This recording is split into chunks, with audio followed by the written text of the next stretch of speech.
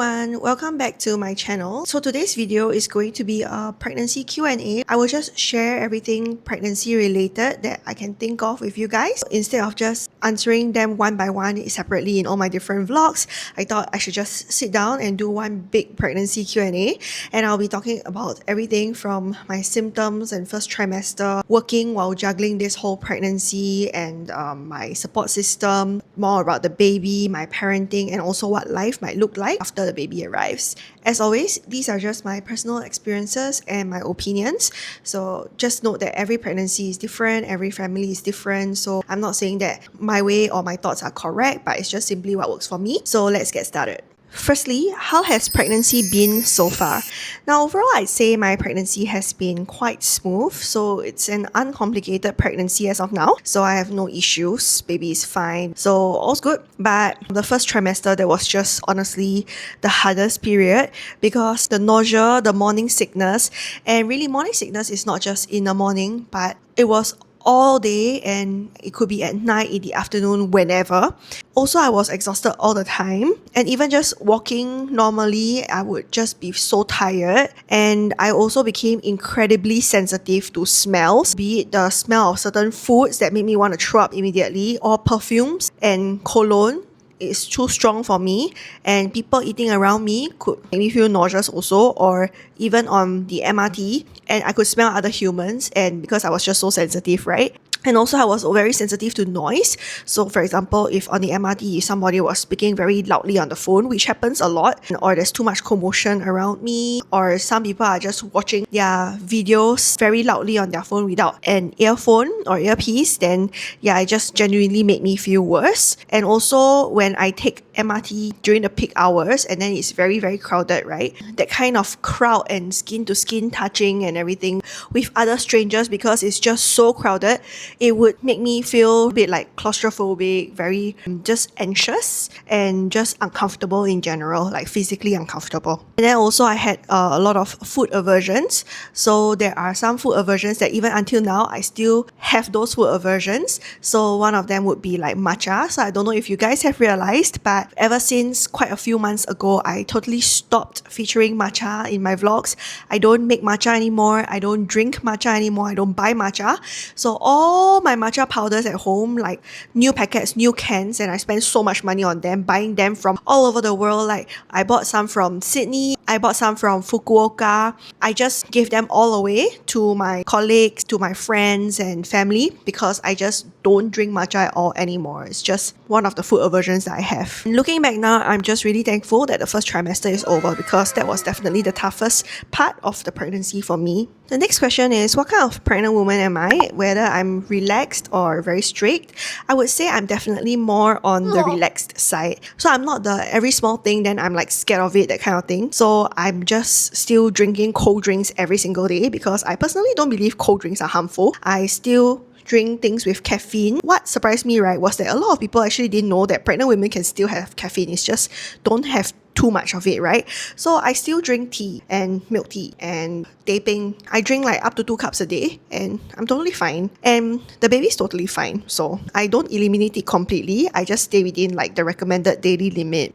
And I still eat salads, because you know there are some people where they say that, oh, because salads is like raw vegetable and then you don't know if it's washed properly, or cut fruits outside. Some people also avoid that, but I still eat cut fruits outside all the time, and I still eat salads from outside all the time. And if I crave something, I'll just have it in moderation instead of just completely depriving myself. So I would say I'm very relaxed, but everyone has different comfort levels and everyone follows different advice and like different levels of strictness. But I personally don't stress over every little thing. So how's your experiences with doctors when you are pregnant?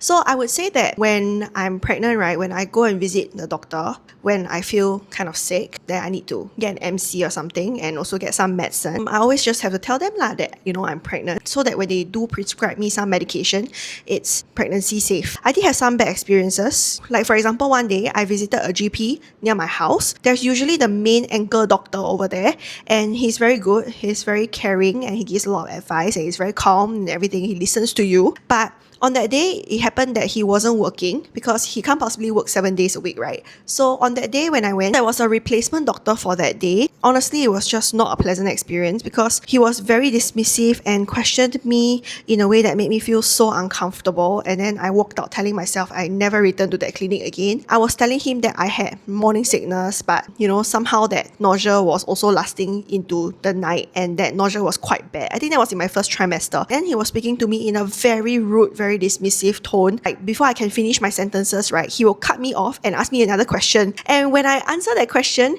he will correct me, or he will say things like, "So you have morning sickness or not?" Like, morning sickness is morning sickness, nausea is nausea, Then I'm just like, okay, I'm just telling you what I'm experiencing, right?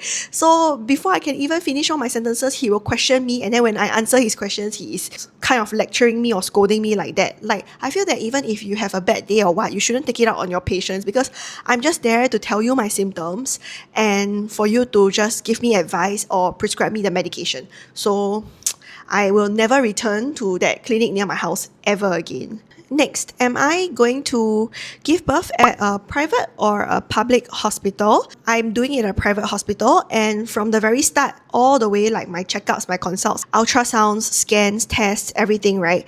It's all at the same private hospital. So my gynae is anchored there, and I'm just going to give birth at that hospital. And why I chose a private hospital? For me, it's like the continuity of care. So I just want one fixed gynae throughout my entire pregnancy, and I want one with a very good reputation, with very good reviews. So basically just someone I could choose, someone that I feel comfortable with to handle my entire pregnancy. One thing I really appreciate is that if there's anything that worries me, right, I just message my gynae directly, and they will just give me the advice and answer me quite quickly. So I don't have to always feel worried or afraid or anything like that, because I have direct access to my gynae. So for example, there was one morning when I was experiencing some pain in my stomach, and I didn't know what that pain was. So I freaked out a little bit, and I texted my gynae. They replied very quickly within like less than 5 minutes and told me, "Can you come down now, like immediately for a check?"